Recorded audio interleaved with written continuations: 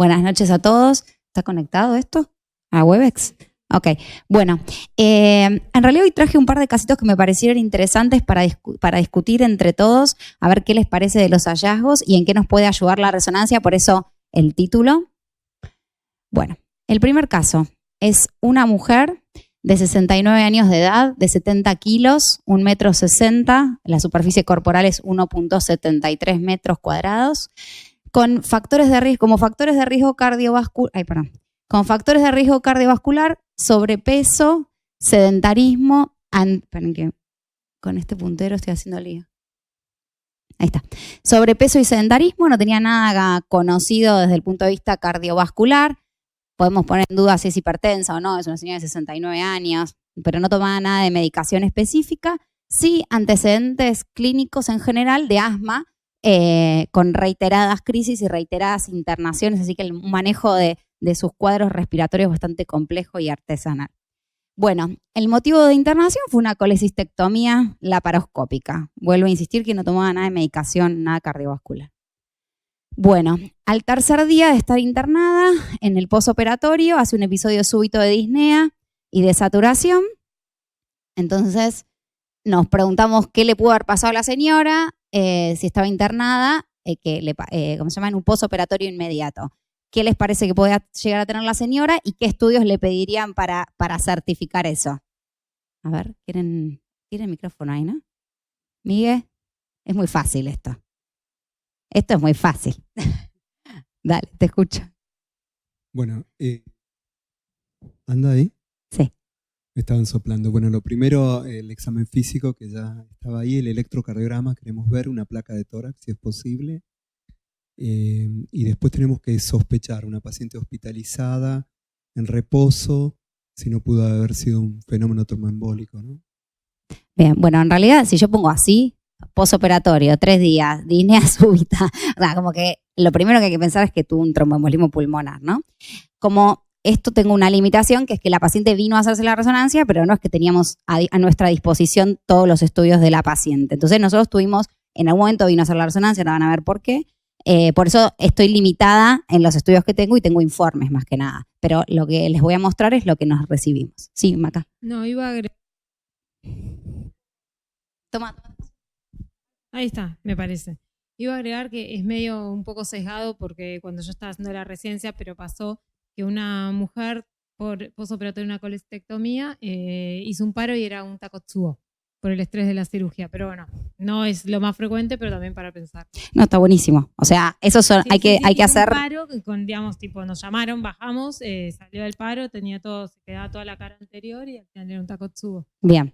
Me parece bárbaro, digamos, son diagnósticos diferenciales. No nos olvidemos también que la señora pudo haber hecho un Takotsubo, puede haber hecho un síndrome coronario agudo también, porque en realidad es una señora que no estaba nada estudiada, era toda su cuestión respiratoria, pero de lo cardiológico no sabíamos nada. La paciente es asmática, muchas veces los médicos se olvidan de poner las medicaciones de ambulatorio y puede ser una crisis. Tal cual. Bueno, esos son más o menos los diagnósticos diferenciales que podríamos barajar en esta señora. Y como estudios complementarios, necesitaríamos primero el examen físico, ¿no? Bien, y un buen interrogatorio de cómo fue el episodio.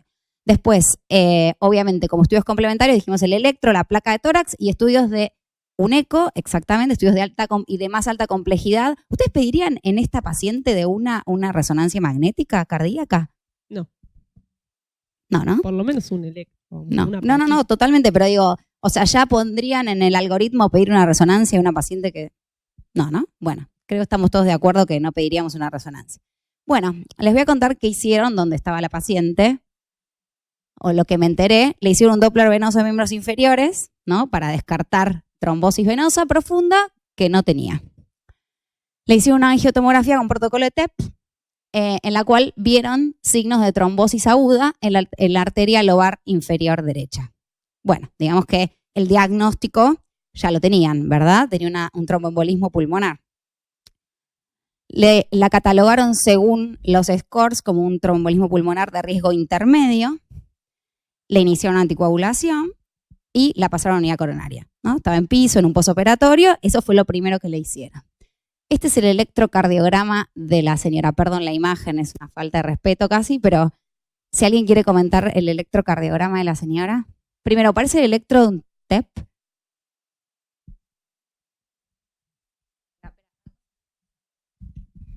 Agarran. Acá están comentando.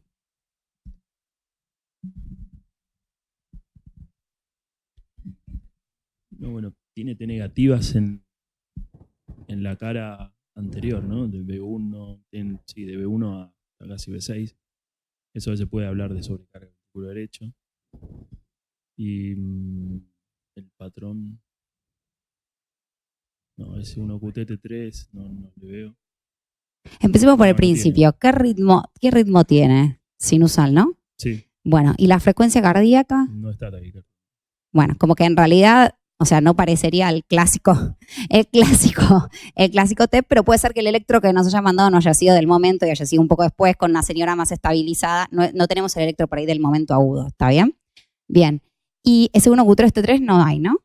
No tiene. ¿Y signo de sobrecarga derecha?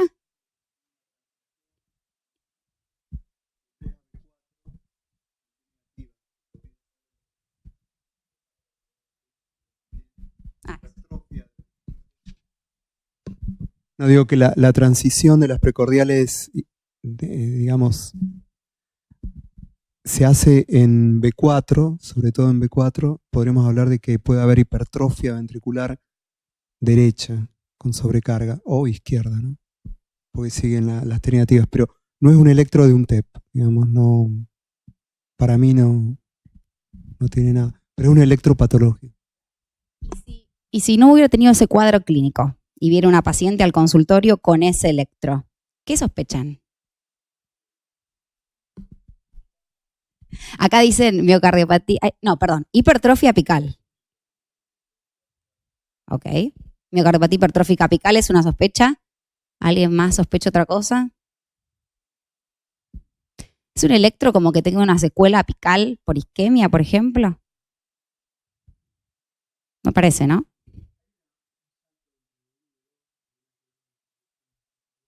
Bien, bueno, es un electro que medio desorienta en este contexto. ¿Estamos de acuerdo? Bien. Bueno, con ese electro, esos datos ese diagnóstico de TEP le pidieron un eco, obviamente. Bueno, vamos a ver cuánto nos ayuda el eco. ¿Qué informaron? No vimos las imágenes. Informaron un ventrículo izquierdo dilatado, 61 de fin de diástole, 37 milímetros de fin de sístole, con leve hipertrofia. Esto es el informe textual, ¿eh? Leve hipertrofia concéntrica, septum de 13 y pared posterior de 11. Aquinesia de los 4 segmentos apicales. El ápex dilatado, área de 6 centímetros cuadrados con fibrosis de trabeculado apical. Lo estoy leyendo literal. Y está textual el informe. El ápex dilatado, como ya les dije, impresiona secuela de trombosis. Bien. Función sistólica global del BI preservada, 67. Aurícula izquierda levemente dilatada. Fibrosis del anillo mitral, bueno, apertura conservada. Fibrosis aórtica, apertura conservada. BD. Dilatado. Pared libre aneurismática. Disquinética. Función sistólica deprimida. TAPSE 17. Aurícula derecha dilatada, sin trombos. IM leve y T leve. Presión sistólica pulmonar normal. Yo quiero que me digan, ¿qué sospechan leyendo ese informe? Porque en realidad no es para hacer un análisis del que lo hizo, sino al contrario. Digo, ¿a qué patología me lleva a pensar en qué me lleva el informe ese a nivel del ventrículo izquierdo y al nivel del ventrículo derecho? Los escucho. Porque esto nos pasa en la vida cotidiana. El área... Muchas cosas discordantes. Bueno, 61 parece dilatado, pero hay que correlacionarlo con la superficie corporal, hay que normalizarlo, digamos, si es más de 30 o 31 milímetros por metro cuadrado en la mujer. La hipertrofia concéntrica va a estar en base a la masa que se obtenga y relacionada a la superficie. Ahora, si los segmentos apicales están dilatados, fibrosis, etcétera, ¿cómo tiene 67 de fracción de eyección? Es medio difícil. Y lo otro, con un TAPSE de 17, que no es muy bajo, que tengamos una función deprimida del BD. Nos faltaría más información sobre, digamos, el área de acortamiento del ventrículo derecho, si tuviéramos velocidades tisulares del ventrículo derecho, algún elemento más. Pero así parece una paciente que tiene una miocardiopatía dilatada biventricular, pero no pega Trombosis.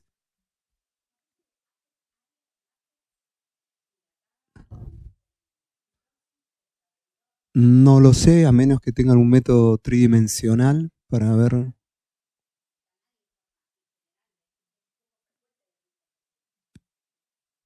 Sí, también como uno al principio lee la primera parte del informe y pareciera que estuviera hablando de una secuela apical, ¿no? Fibrosis, habla de fibrosis y de como un territorio de distal.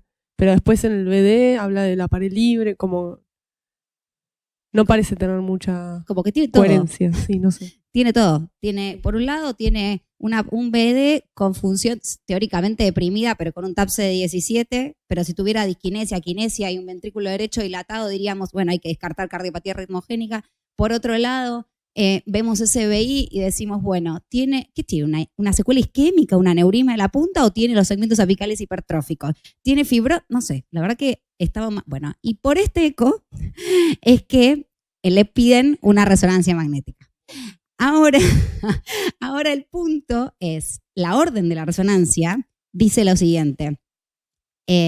Paciente con tromboembolismo pulmonar, presencia de aneurisma del ventrículo derecho, caracterizar aneurisma del ventrículo derecho. Lo del ventrículo izquierdo pasó, digamos, o por lo menos no lo llamó la atención como para pedir la resonancia. ¿Les muestro la resonancia?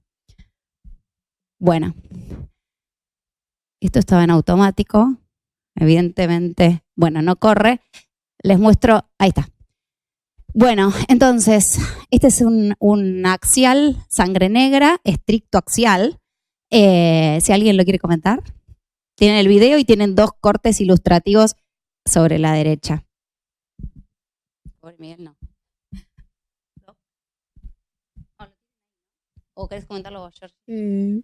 Bueno, parece una paciente, no sé cuánto pesaba, pero claramente tiene mucha grasa. 1,8 tenía de superficie Bueno. corporal y pesaba como 80. Ahí se ve 70. aumento de la grasa pericárdica. Y en principio, bueno, lo del aneurisma del ápex no parece verse, es decir, la pared del miocardio parece conservada, no parece adelgazada. Hay que ver las secuencias de cine, pero en principio pareciera un poco engrosado a la parte apical del miocardio.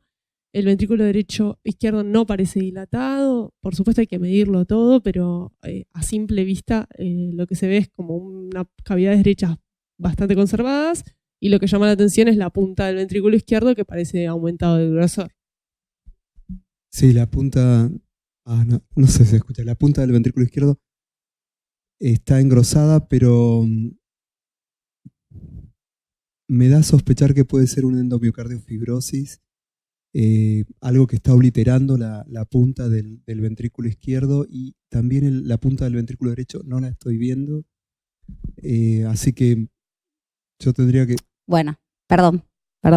Sigo pensando. Pensaría, digamos, en esta patología que produce fibrosis del endocardio y sobre todo obliteración apical con la presencia de trombos también en esa zona. Ya que estás hablando de eso, Miguel, ¿qué te parece de las 2 imágenes que están a la derecha, ¿no? Las intensidades dentro del miocardio? ¿Es todo homogéneo? ¿Hay algo que te llama la atención en el endocardio? El endocardio es como que tiene más señal. Sobre todo hay una línea de delimitación en la primera imagen de arriba a la derecha, una línea más oscura que está delimitando, creo que es el endocardio, y de otra zona que está, quiero suponer, fibrosada. Pero bueno, son imágenes axiales, no están siguiendo los ejes del corazón. Después el pericardio tiene aspecto normal. A mí en realidad... Me gustaría ver Perdón, Miguel, pongo esta imagen porque todo lo que podemos decir con esta imagen, ¿no? Anatómica, para características de morfología y anatomía de esta imagen, o sea, es ideal empezar un protocolo de estudio con estas imágenes, con esta secuencia, pues ya nos da un montón de cosas. Y ya hay otra cosa que a mí me llamó la atención, no sé si piensan lo mismo. Ya cuando vi esto dije, bueno, no estamos por ningún camino de lo que estaban diciendo, sobre todo cuando vi, a ver si coinciden conmigo, la morfología de la pared del ventrículo derecho, ¿no? que me parece que tiene que ver mucho con la infiltración esa de grasa, con el aumento de cantidad, ¿no? De la grasa que tiene epicárdica, y vamos a ver si con algo más. Pero eso me parece que ya lo deforma, ¿no? Me parece que es un buen concepto decir que cuando en el eco tenemos problemas con el ventrículo derecho, que muchas veces recibimos ventrículos derechos en eco que son dilatados ¿cómo se llama? Con motilidad anormal, etcétera, y es simplemente por la posición del ventrículo derecho, la morfología de la pared libre del ventrículo derecho. Entonces, como que son cosas importantes a destacar, y en esto también me parece que nos puede ayudar. Bueno, voy a la siguiente. ¿Alguien de los chicos, alguien quiere escribirla? No se maten igual. Vamos en orden. Cualquiera, es muy fácil. No.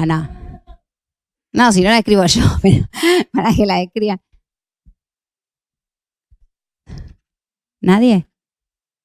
Bueno, chicos, cualquiera. Bueno, pasémosle arbitrariamente a alguien.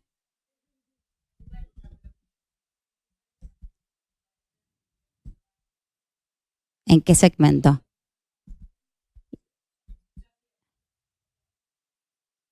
Ajá. Segmentos apicales. A ver, te escucho. Impresiona tener los segmentos apicales, aumento de los espesores, y la motilidad está relativamente conservada, es decir, cierra la cavidad, no es que está kinética ni hipokinética. ¿Están todos de acuerdo? Bueno. Sí, ya sé. ¿Qué cosita qué? Justo. Sí. Hay una imagen. ¿Cuánto a Lucho? Dale. No, ahí justo en la punta parece una imagencita chiquitita redondeada que parece... No móvil, está fija. Sí, está fija, es verdad. Pero parece estar en otro plano, digamos, como que sí. No está siempre sobre la misma imagen. Yo veo el endocardio muy engrosado, sobre todo en las zonas apicales, y un movimiento, digamos que la punta no se mueve, la punta, digamos, está, si se haga un tagging, ahí voy a ver de que no hay deformación. No, la punta real está obliterada, no existe la punta, ahí no se ve. La cavidad, digamos, apical propiamente dicha, no, porque nunca tenemos una punta así. Los diagnósticos diferenciales, hipertrófica apical o endomiocardiofibrosis. La motilidad es de una endomiocardiofibrosis. Sí, pero bueno, la endomiocardiofibrosis justamente se caracteriza por eso. Vos cuando lees los libros y lees cómo es la motilidad de la endomiocardiofibrosis, vos tenés espesores aumentados con motilidad relativamente conservada. Obviamente que está fibrosado y eso tiene una deformación menor.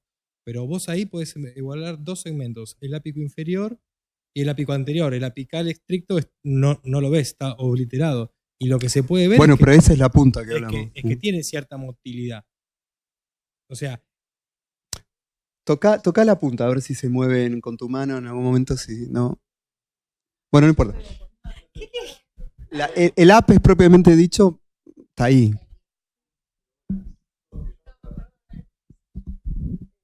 Yo coincido con un poco con lo que dice Miguel, ¿no? Si uno pudiera poner un puntero donde digamos, termina el apex propiamente dicho, yo creo que esa parte no se engruesa francamente. El apex propiamente dicho.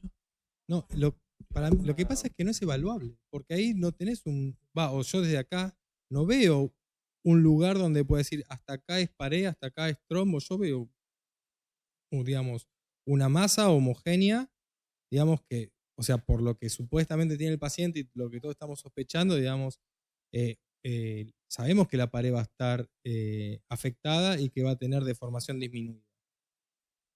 Pero si vamos a hablar estrictamente de motilidad, eso se mueve.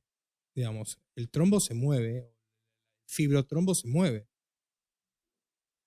Yo hasta acá coincido con eso, porque algo de motilidad se ve que tiene. Las dos patologías también provocarían una punta así, que se mueve menos que lo que se mueve, ¿no? El desarreglo miofibrilar va a hacer que se mueva menos también. Y a mí, por esta imagen solamente y arriesgándome, me da más la sensación de que sea hipertrófica que sea una obliteración apical. Bueno, esta discusión es buenísima porque la idea, no, bueno, es que claro, la idea es esa, ¿no? Ahora, ¿qué les parece con el 4 cámaras? No, digamos, siguen pensando lo mismo, que todos los segmentos apicales tienen motilidad conservada, ¿no, Lucho?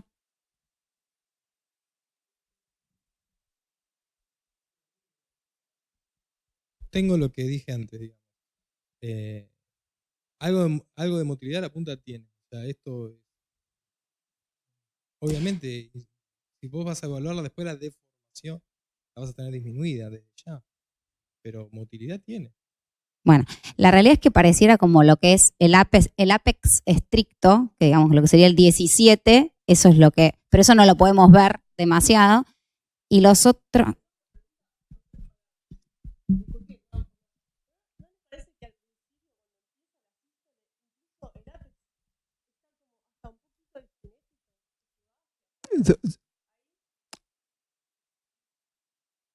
En ese momento.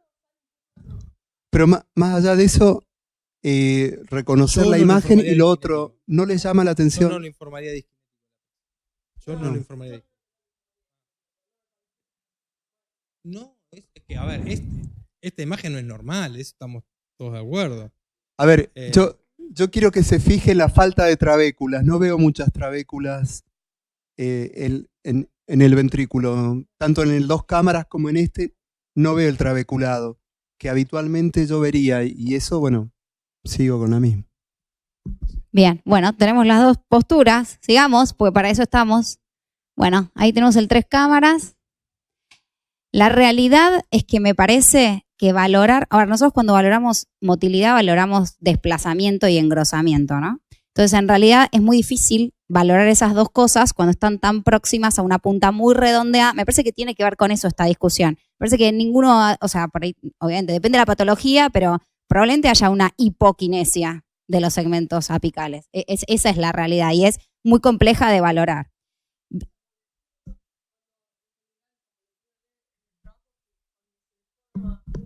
Cardiofibrosis engrosada, lo voy a hacer con las manos porque es más redonda. La hipertrófica apical genera la típica imagen de el haz de Pick, ¿no? De haz de Pick dado vuelta, ¿no? Esa diferencia entre una endomiocardiofibrosis que es más redonda y la punta se mueve menos, pero se mueve, y el haz de Pick que genera la miocardiopatía hipertrófica apical, que eso ayuda también en el eco. Acá tendremos que averiguar un poco más de dónde viene la señora, de dónde es origen, dónde vive, etcétera, porque estas patologías son endémicas en zonas tropicales y son, digamos, esporádicas acá en la Argentina. Algunos casos están relacionados con digamos, hipereosinofilia y que han tenido alguna patología, una parasitosis, por ejemplo, una triquinosis. Pero bueno.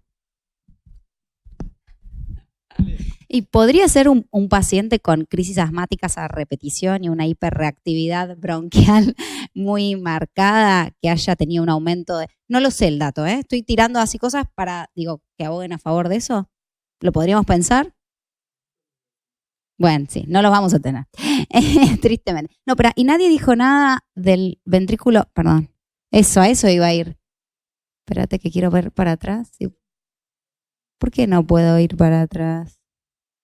Bueno, sí. ¿Ahí? ¿Qué querés? ¿Ahí apunto? Ah, bueno.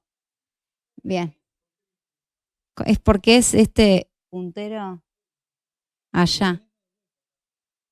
No, lo tengo bien. Pero no es láser, es mi hijo digital. ¿Cómo lo tengo vuelto? Bueno, perdón, soy media neófita, pero...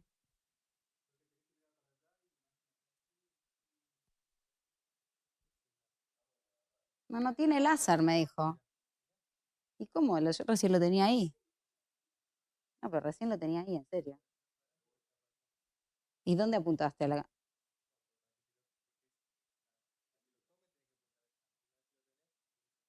Ah, bueno, claro, así cualquiera. Bueno, listo, ok.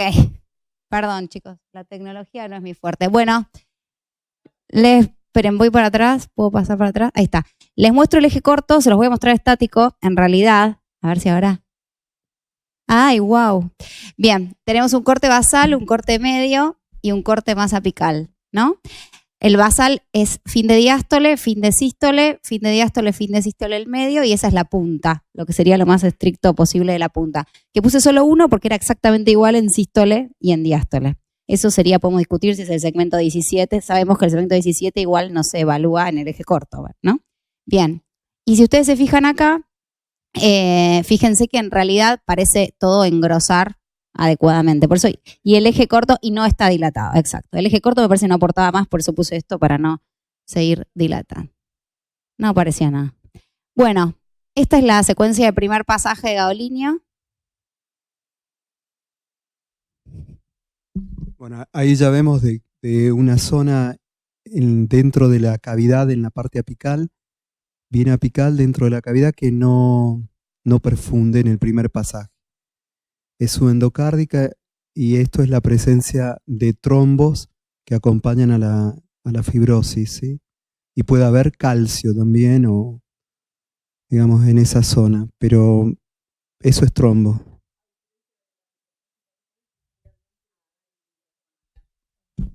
A diferencia de la hipertrófica apical, que generalmente es mesocárdica, no subendocárdica, ¿no?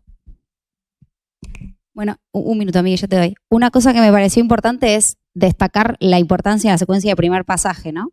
Porque en realidad es algo que nosotros, a veces incluso no se hace de rutina, cuando se sospechan cardiopatías, o sea, no se hacen si es cardiopatía isquémica, porque en realidad es una secuencia que isquemia no va a valorar, porque en realidad es una secuencia de reposo. Entonces, pero me parece que cuando estamos viendo caracterización tisular y del miocardio, sí, específicamente, sí es muy importante tener en cuenta lo que pasa en la secuencia de primer pasaje.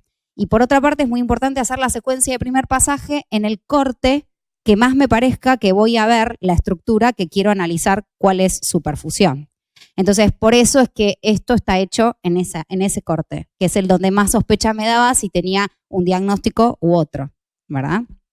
Bien, sigo. Bueno, y ese es el realce tardío del 4 cámaras.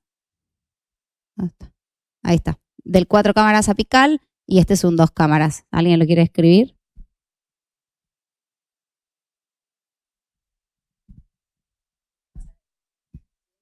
No.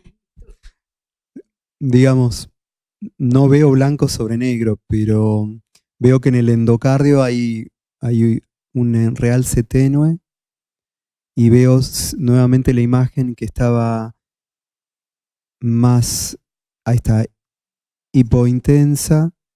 Y digamos que continúa, y lo mismo que después del primer pasaje, y queda aislada dentro de esa zona con un poco de realce que es el endocardio. Así que sigo pensando que hay un trombo acompañando a esta patología que la vamos a ver bien con el eje corto quizás ahí, ¿no? La fibrosis endocárdica.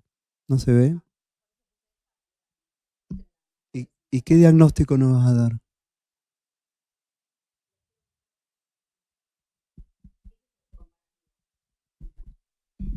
Ese es el comparativo. ¿No está? ¿Paren qué?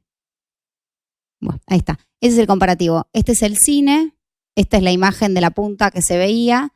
Fíjense que ahí estaba incluso lo móvil que charlábamos, pero esto que en el cine igual tenía una ligera diferencia de intensidad del subendocardio de lo que es el resto del miocardio.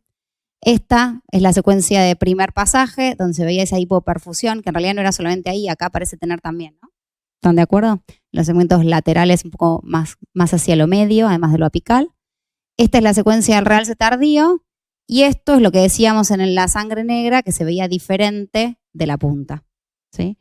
La verdad es que diagnóstico definitivo no tiene el PAS.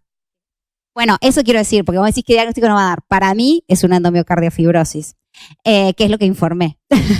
Pero lo que quiero decir es que ahora les voy a mostrar los diagnósticos, las comparaciones entre la miocardiopatía hipertrófica apical y la endomiocardiofibriosis, porque me pareció bastante interesante, porque cuando uno cuando se presentan estos casos es una de las cosas que tenemos que discutir, ¿no? ¿Cuál puede ser? Se puede ser una cosa y otra. Y cuando uno ve una endomiocardiofibriosis, a mi criterio, me parece como que no te olvidas más de esa imagen.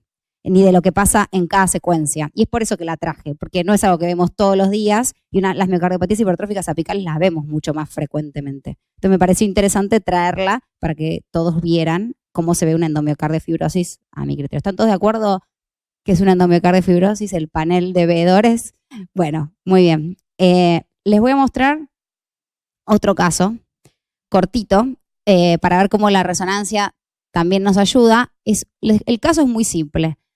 Es muy complejo, pero se los voy a mostrar muy simple. Es una señora de 60 años, hipertensa, trasplantada renal, con falla actual del homoinjerto, o sea que está en diálisis de vuelta, porque tuvo falla del homoinjerto, con hipertensión pulmonar severa en estudio. Le hacen un cateterismo derecho para ver por qué tenía esa hipertensión en el medio de sus estudios de hipertensión pulmonar severa. Ahora les muestro lo que dicen del eco, pero en el cateterismo dicen que tiene un shunt con un QPQS de 2.5 a 1. Es una señora con una fístula, ¿no? En diálisis. Bien. Y que le piden un ecocardiograma y la conclusión del ecocardiograma es función sistólica biventricular normal, signos de miocardiopatía hipertrófica apical, con fracción de eyección preservada. Todo esto es cosas que pasan pacientes que se reciben sin hacerse en el lugar las cosas, así que solo tenemos lo que escriben, básicamente. Signos de miocardiopatía hipertrófica apical con fracción de eyección preservada, dilatación de cavidades derechas y función sistólica del BL ente deprimida, sin shunts visibles por este método. O sea, teníamos shunt en el cateterismo derecho, no vemos shunts en el ecocardiograma, sí tiene hipertensión pulmonar severa la señora y tiene dilatación de cavidades derechas, ¿no? Que aboga a favor de un shunt por un lado. Y tiene una fístula. ¿Qué piensan acerca de que una fístula arteriovenosa para diálisis pueda dar hipertensión pulmonar? Poco probable, ¿no? Bueno, es poco probable, sin embargo, los nefrólogos dijeron que era una de las razones por la que la señora, si en un eco no tenía nada, podía tener hipertensión pulmonar por esa fístula, entonces cerraron la fístula. ¿Está? Y empezaron a dializar a la señora por un catéter. Y después de cerrar la fístula y dializarla por un catéter, la mandaron a hacer una resonancia. ¿Pero por qué la mandaron a hacer la resonancia? Por esto, exactamente. La miocardiopatía hipertrófica apical. Vamos a ver qué nos mostró la resonancia. Bueno, ahí está. Cierre de fístula y ya les expliqué todo. Bueno, ese es el sangre negra. Voy rápido así no los aburro. ¿Qué se ve en el sangre negra? Exacto. Dilatación marcada, ¿no? Ya lo pasamos, pero del tronco de la arteria pulmonar y de las cavidades derechas, ¿verdad? La aurícula derecha es enorme. O sea que vamos todos a favor de que tiene hipertensión pulmonar y de que podría tener un shunt. Ahí está, miren lo que es la pulmonar. Bien. Todo esto solo con el sangre negra. ¿Seguimos? Bueno. Ese es el cine 2 cámaras y este es el cine 4 cámaras. ¿Comentarios?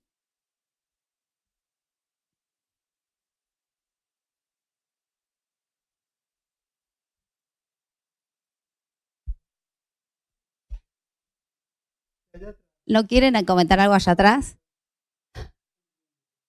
Sí, estaré en el otro hemisferio. Estamos mirando qué linda calidad de cines. Se ve muy lindo.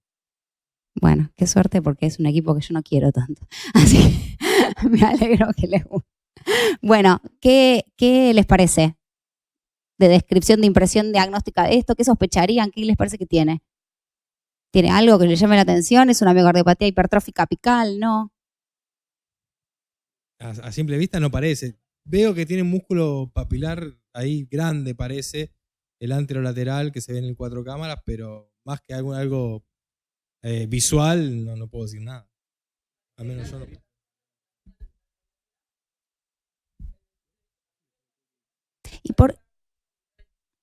¿Y por qué le pueden haber puesto esto a miocardiopatía hipertrófica apical? Pero pensemos. A ver, sigamos mirando. Mira. Este es el de la derecha, es el 3 cámaras. Ahora van a ver todo el eje corto corriendo. Pero miren lo que es el 3 cámaras. Miren las trabéculas. ¿Dónde está? Miren todo lo que es este hipertrabeculado que tiene en la punta. Es difícil, ¿no? En eco ver la punta bien a veces. Y en este corazón, vieron que el corazón de la señora es redondito. Bueno. Ahí va. Ven que acá no tiene absolutamente nada, es la válvula mitral. Ahí empezamos a ir hacia la punta. Miren las trabéculas, los músculos, o sea, ya las cuerdas que hay, las conexiones que hay. Y miren esto. No, tengo esto. Miren las trabéculas apicales. O sea, que podemos pensar que le pusieron miocardiopatía hipertrófica apical por las trabéculas. Bien. ¿Y alguien le pondría miocardio no compactado? Y pensarían que sí, ¿no? ¿Qué nos faltaría medir? Habría que... ¿Miguel? Bueno, sí, tenemos que medir la masa, digamos, excluyendo las trabéculas, después incluir las trabéculas y tenemos que ver la relación entre la masa global, que sería trabéculas, más la masa compacta y la masa no compacta. Si la relación es más del 25%, estamos cumpliendo uno de los criterios, digamos, de no compacto. Lo otro es la relación en los segmentos apicales mayor de 3:1 entre no compacto y compacto, más de 2.3 en segmentos medios o en algún segmento medio basal. Sí, que tiene criterios. Veo adelgazado allá en la zona septoapical, cierta deformidad ahí que tiene. Sí, pero es raro, digamos, la morfología. Me llama mucho la atención el ventrículo derecho. Digamos, como que si vemos el plano del anillo tricuspidio, cómo se desplaza en sístole cuando me hemos visto de 4 cámaras, es muy, muy raro, digamos. Ese desplazamiento, si tuviera bouncing septal, pensaría que tiene también un comportamiento restrictivo del pericardio o algo así, pero muy raro, ¿no?, cómo se desplaza. Ah, gracias, tiene razón.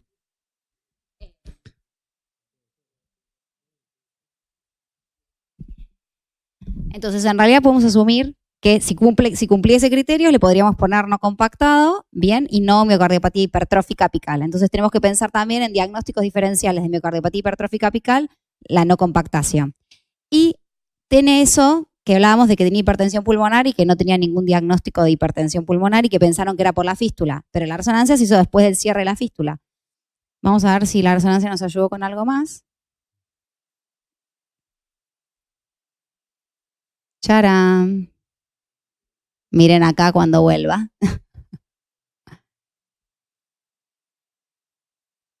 Ahí. Tiene una anomalía parcial de retorno venoso de las venas pulmonares superiores derechas y media. Sí. ¿La válvula aórtica es tricúspide? La válvula aórtica es tricúspide. Sí. No, pero es tricúspide. Bueno, sí. No puedo porque tállala como perdón. ¿Para mostrarlo? Espera. ¿Lo vieron? Espera. Sí, porque él dializó y el nefrólogo autorizó darle contraste. No se debería. No se debería. Eso es otra cosa. Sí.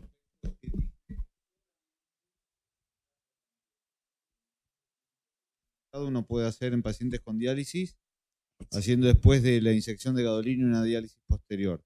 Pero solamente cuando el beneficio clínico sea bien claro. Y en este caso en realidad se hizo, porque justamente no tenían la explicación. Claro.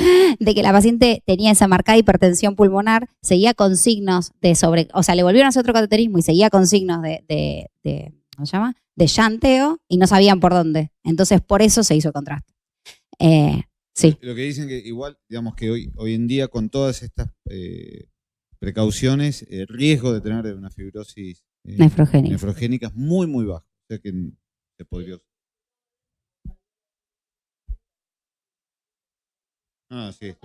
si la tenés, ya olvidate. Cuando pasa es tremendo. Si uno hace una diálisis posterior a la inyección, en teoría el riesgo sería mínimo. Bueno, eso fue lo que se hizo con la señora, pero justamente por eso, sobre todo porque no se sabía por qué tenía ese grado de hipertensión pulmonar esta paciente. Perdón, de hipertensión pulmonar no, de llanteo. Luciano, ¿vas a decir algo? Bueno, entonces en realidad la resonancia sirvió para ver en realidad que lo que pensaban que era una miocardiopatía hipertrófica apical en realidad era todo ese hipertrabeculado apical y para ver que tenía retorno venoso pulmonar anómalo. Un segundo encontré este artículo que me pareció muy interesante, es un review del año pasado de justamente los diagnósticos diferenciales de los engrosamientos del miocardio y si se fijan, separa los engrosamientos en sí son concéntricos, donde las entidades que incluye son contra la miocardiopatía hipertrófica, genética, digamos, la enfermedad del corazón del atleta, la cardiopatía hipertensiva, la estenosis aórtica y la amiloidosis, que son los que tenemos. Esto me pareció bueno para recordarlo, para tenerlo en cuenta a la hora de informar, ¿no? Si yo veo algún engrosamiento, bueno, ¿en qué puedo pensar? Tengo que pensar, si es concéntrico, puedo pensar en cualquiera de estas entidades, y acá están los criterios diferenciales. Si es asimétrico, puedo pensar, por ejemplo, en una sarcoidosis, que ya sabemos que cursa justamente con engrosamientos donde están los granulomas y la enfermedad activa. O podemos pensar en no compacto, que en realidad el no compacto me va a simular justamente esa punta obliterada o hipertrófica que realmente no la tiene y están los criterios de no compactación. O podemos pensar en una endomiocardiofibrosís o una enfermedad del endomiocardio, que básicamente lo que da es obliteración de la cavidad apical, trombosis mural y esto que es la triple, ¿cómo se llama? La señal triple en el gadolinio, que tiene que ver con el trombo que tiene, exactamente, y el signo de B corta, exactamente, que tiene que ver con el trombo que tiene, a continuación del trombo la fibrosis del subendocardio y luego el miocardio común. E igualmente, cuando habla del diagnóstico diferencial entre la miocardiopatía hipertrófica y la endomiocardiofibrosís, acá habla que la miocardiopatía hipertrófica tiene parches, ¿no?, de fibrosis intramiocárdica. Ahora, en la endomiocardiofibrosís también está descrito que a veces los pacientes también pueden tener parches más allá del patrón que tiene este subendocárdico. Y para cerrar, les voy a mostrar este paciente, a ver qué les parece. Uy, ya se los pasó de largo. Espera, ahí. ¿Por qué no se activa? Bueno, nada, les muestro esto básicamente. Lo que les quería mostrar es que también pueden coexistir en el mismo paciente las entidades. Y en este paciente tiene una hipertrofia asimétrica. En realidad este paciente tiene por criterios una miocardiopatía hipertrófica asimétrica no obstructiva. Yo vi todo el estudio entero, ¿no? No esto solo. Y fíjense lo que es el hipertrabeculado que tiene, ¿no? Entonces me parece que, y esto tiene que ver también con cómo se solapan los genes de la miocardiopatía hipertrófica y de la no compactación, de la miocardiopatía no compactada. Bueno, nada más. Eso es todo. Ah, espera, un comentario de...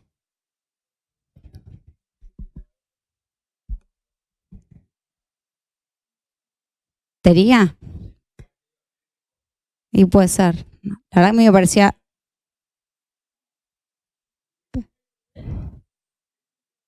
A ver, volvemos. A ver. La verdad, no me acuerdo. No, le dije que no, pero no me le presté atención. A ver.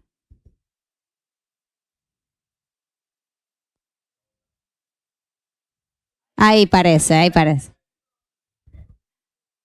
No, pero ahí parece. Sí, puede ser, tranquilamente. Sí, puede ser tranquilamente que tuviera una bicúspide. Igual podríamos cortar para verla, ¿no? Directamente. Bueno, ¿algún comentario más de esto?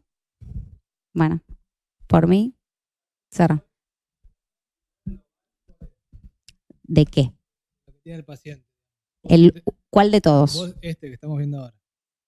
Digamos, la pregunta es de no compacto, como diagnóstico diferencial hipertrófica, después tiene un retorno anómalo.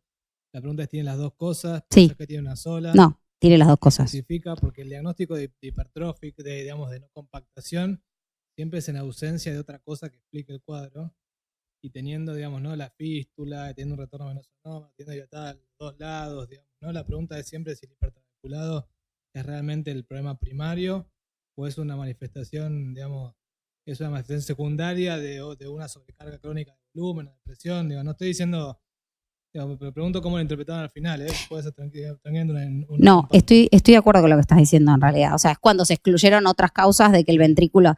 Lo que llama la atención es que cuando en general los ventrículos están así de hipertrabeculados, son ventrículos dilatados, más disfuncionantes, etcétera, que no es el caso de esta paciente. O sea, la paciente, si bien tiene un ventrículo un poco esférico, redondeado, etcétera, es un ventrículo que la fracción de eyección, no la función, la fracción de eyección está relativamente preservada como para haber generado ese trabeculado. Y además, lo que tiene es un trabeculado medio especial, o sea, no es el trabeculado típico que nosotros vemos en un corazón afectado por una sobrecarga.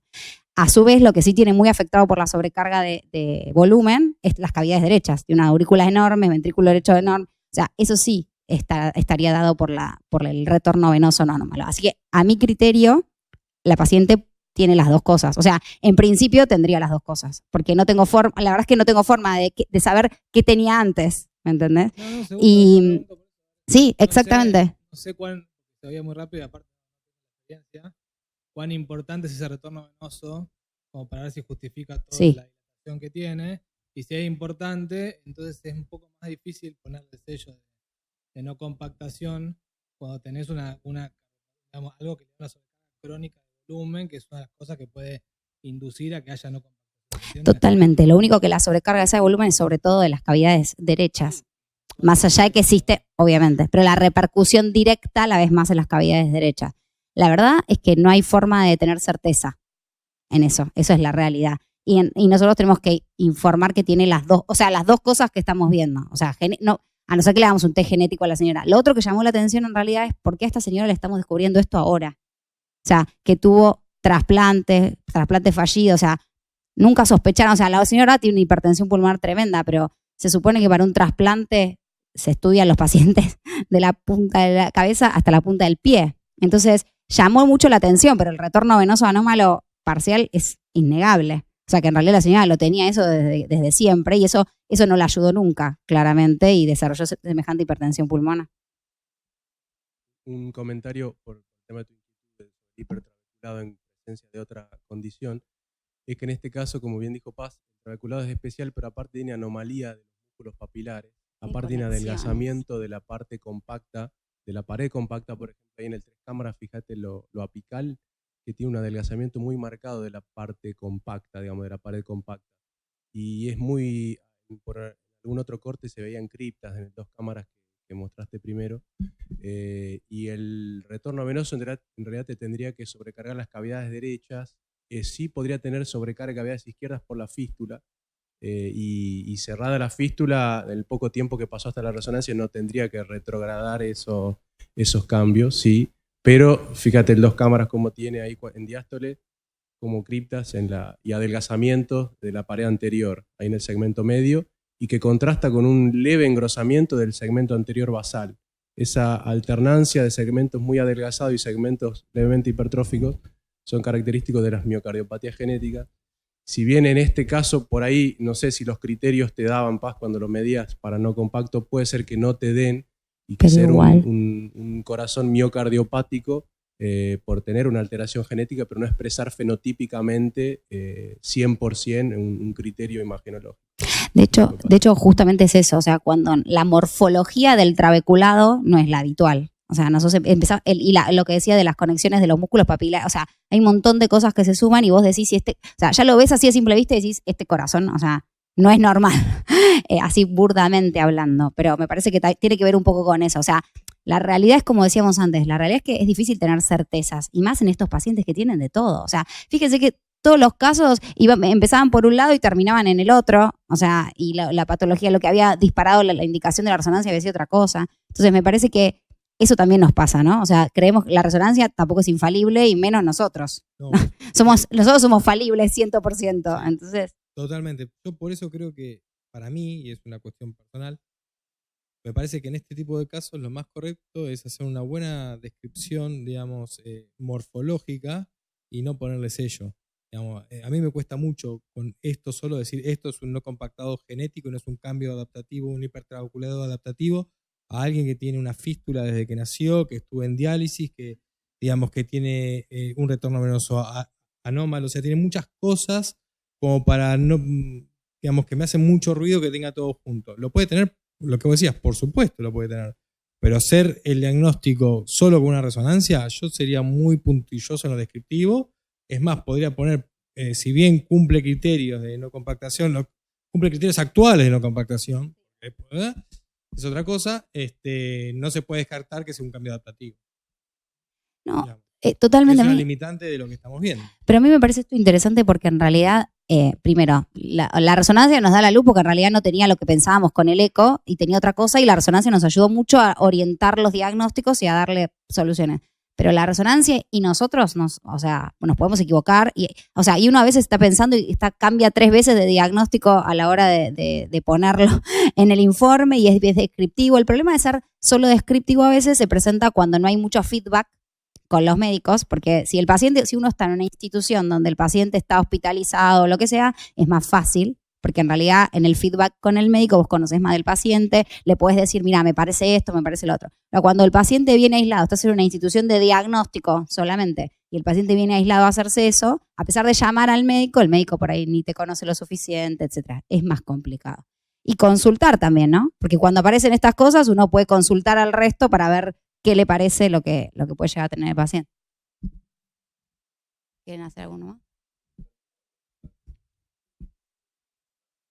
Bueno, pero pues eso no es normal. Eso es lo que había dicho Miguel al principio, me parece, ¿no? Bueno, digo, todo eso es un paciente con un corazón que no es normal. Bueno, ¿cerramos? Bueno, gracias a todos.